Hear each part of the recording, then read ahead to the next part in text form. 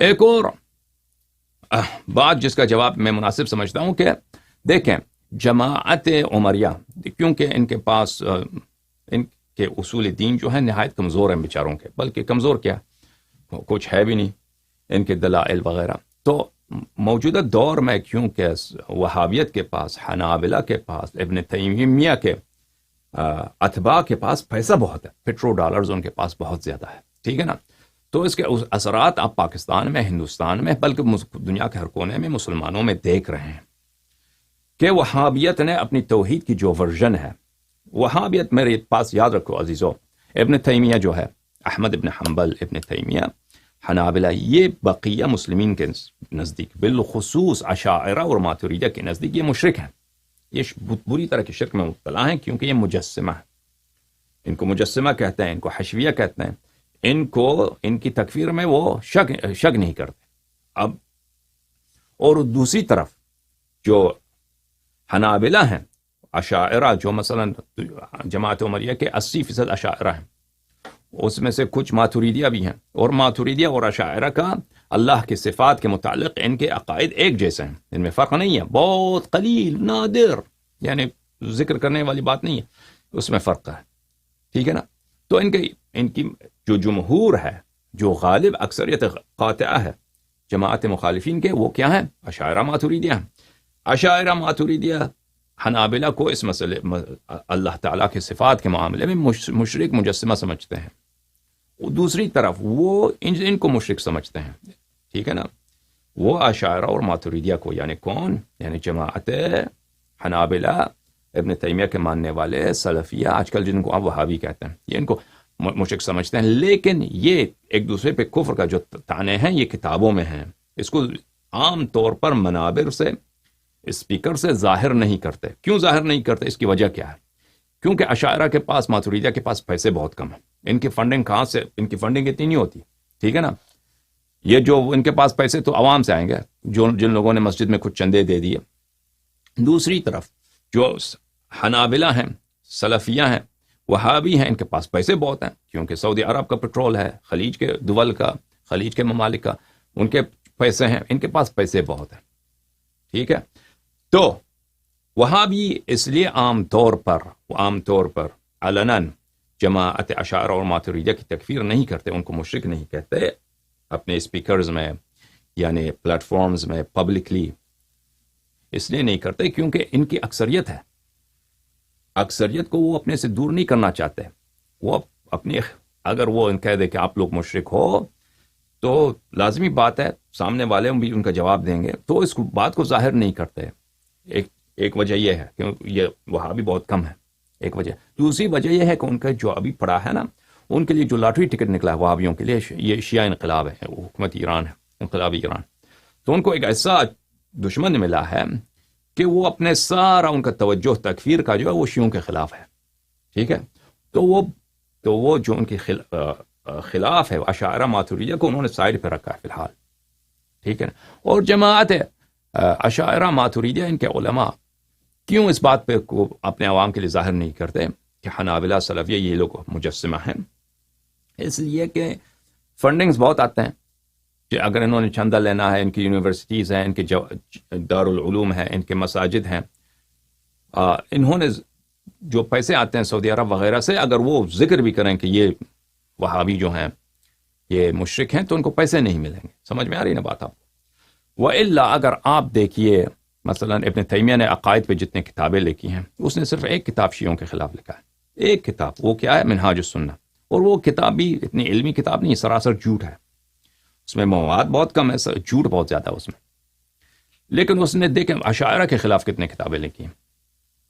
اس نے فخر رازی کے اقوال، ابو حامد غزالی کے اقوال، سینکڑوں کتابیں اس نے لکھی. میں غلط نہیں کہتا، ابن تیمیہ کے تالیفات بہت زیادہ ہیں. اس نے سینکڑوں کتابیں ان کو مشرک ثابت کرنے کے لیے لکھی ہیں. سمجھ میں آ رہی بات آپ کو؟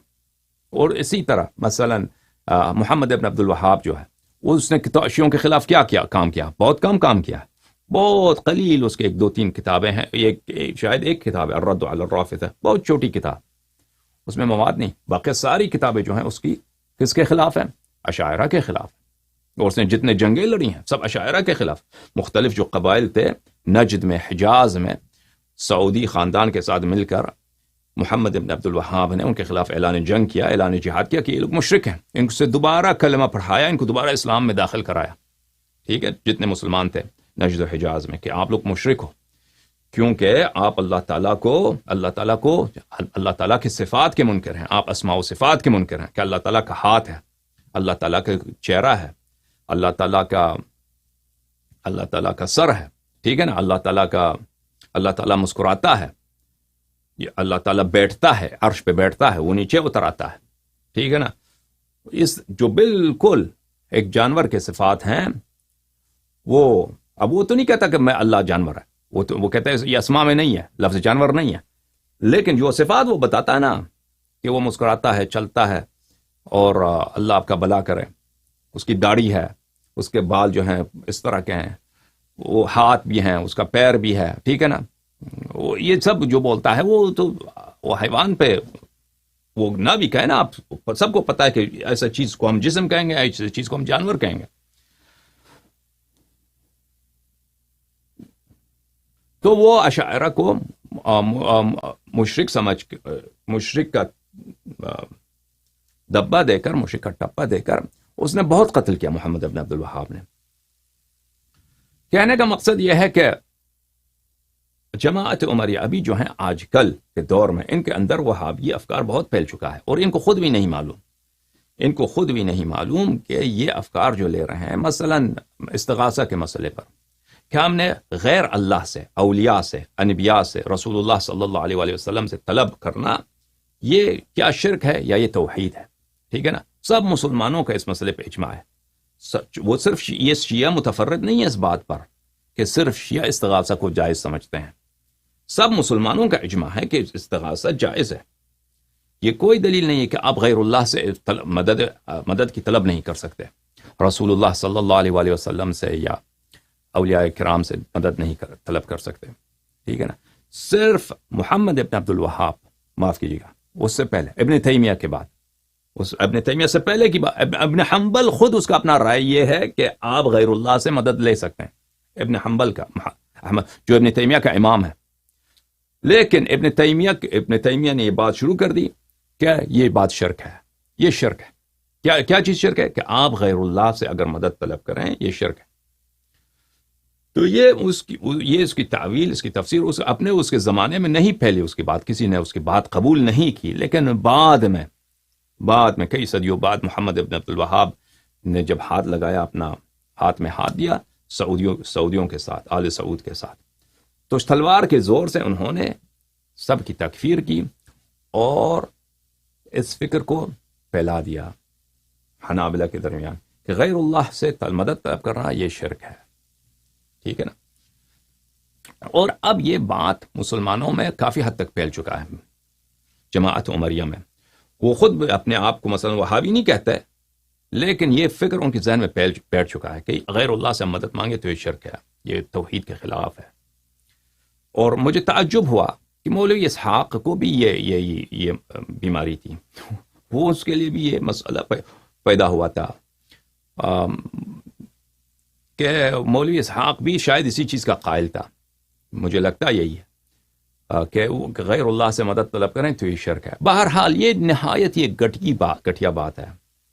یہ ابن تیمیہ کی بے وقوفی، اس کی حماقت، اس کو آیات قرآن کریم نہ سمجھنے کی وجہ سے اس نے اس بات کا ادعا کیا ہے. اب وہ جن آیات سے استدلال کرتا ہے، میں ان کا کبھی انشاءاللہ آئندہ جا کر، ابھی وقت نہیں ہے کیونکہ ہر ایک آیت میں وقت لگتا ہے بیان کرنے میں، ہر آیت کی تفسیر کرنے میں. اس کے پاس مثلا شاید 10-15 آیات ہیں قرآن میں، زیادہ یا کم، کہ غیر اللہ سے مدد مانگو، تو اس کی روح سے وہ استدلال کرتا ہے کہ یہ شرک ہے. ان کا جواب دینا صحیح طریقے سے اس میں وقت لگتا ہے. ابھی میں اس کا بیان نہیں کروں گا، آئندہ انشاءاللہ میں جا کر بیان کروں گا آپ کے لیے کہ ان آیات میں ایسی کوئی بات نہیں ہے.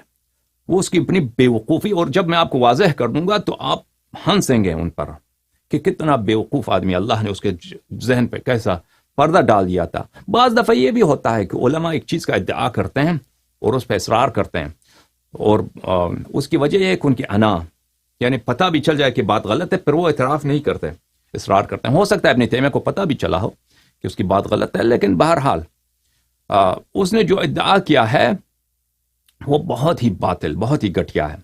اور جو لوگ صحیح انہوں نے تفسیر کا مطالعہ نہیں کیا ہے، عربی زبان پہ انہوں نے کام نہیں کیا، تحقیق نہیں کیا ہے، تو وہ بھی بے وقوفی کی وجہ سے، جہل کی وجہ سے اسی بات کو مان جاتے ہیں کہ غیر اللہ سے طلب کرنا یہ شرک ہے. لیکن اس کی تفصیل جا کر ہم آئندہ بتائیں گے آپ کو. اب مولوی اسحاق بھی شاید اسی وہابیت کے کھدے میں پڑ چکا تھا، لیکن یہ اس کی اپنی جو ہے عدم مطالعہ ہے، عدم تحقیق ہے، عدم فہم ہے. اور ان کی باتوں کو جب میں نے کچھ کلپس ان کے دیکھے مولوی اسحاق کے، وہ کوئی محقق آدمی نہیں تھا.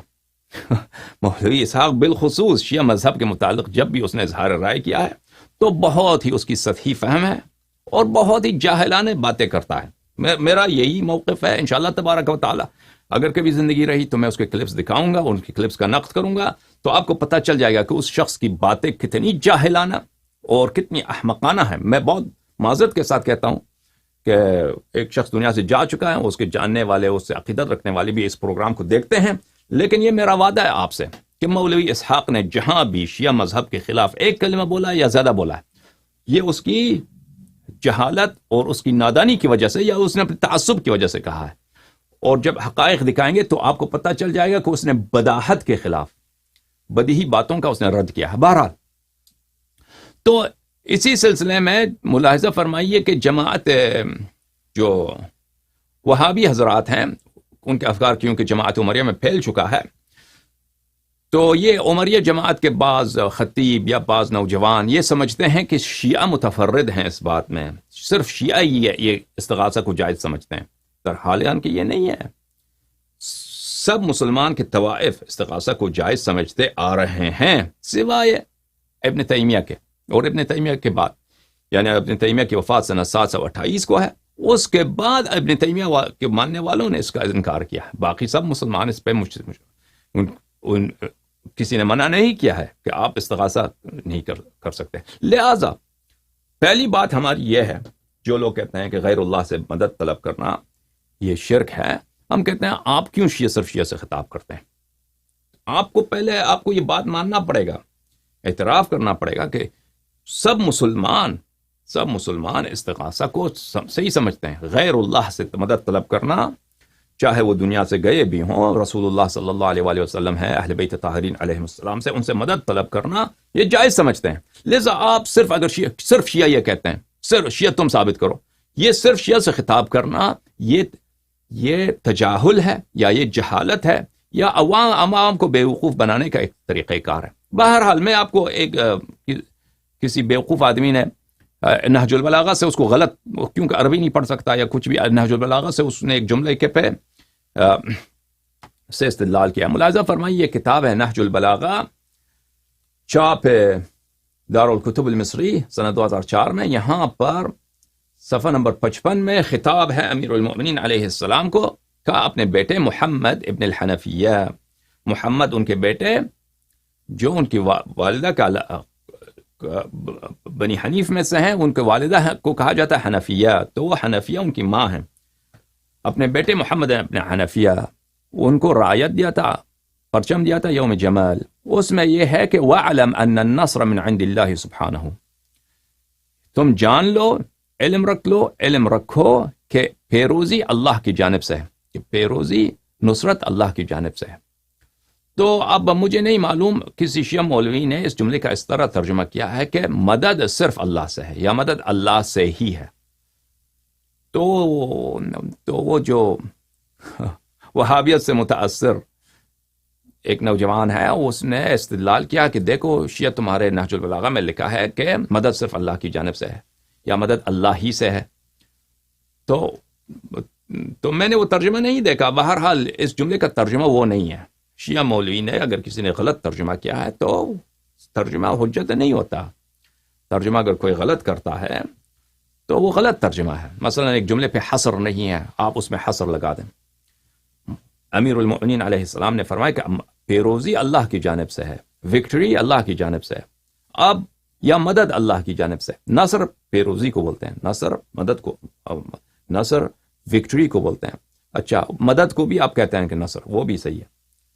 اب کوئی شخص اس کا ترجمہ اس طرح کرتا ہے کہ مدد صرف اللہ کی جانب سے ہے، تو وہ اس کی غلطی ہے، وہ غیر صحیح ترجمہ ہے، غیر دقیق ترجمہ ہے۔